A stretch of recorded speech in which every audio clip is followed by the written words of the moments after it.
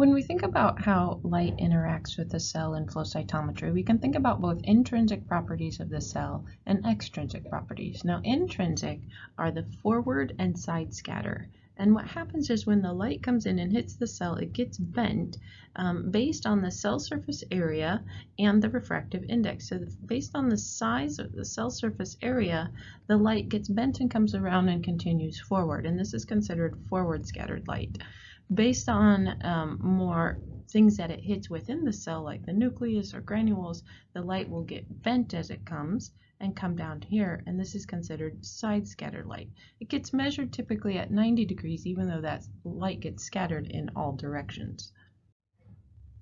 As the laser comes in and hits the fluid here, the cell passes by, and when there is no cell, the laser just keeps going and runs into what's called the obscuration bar, and then you get no signal at the forward scatter detector. Now, if there is a cell, the light essentially bends, as we showed in the last diagram, and then this is what gets detected on your forward scatter detector.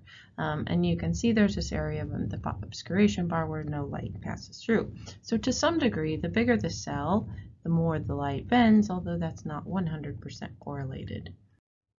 We can use these intrinsic properties of forward and side scatter to identify different cell populations. So if we just ran cells with no antibodies and no fluorochromes, this is what the plot would look like.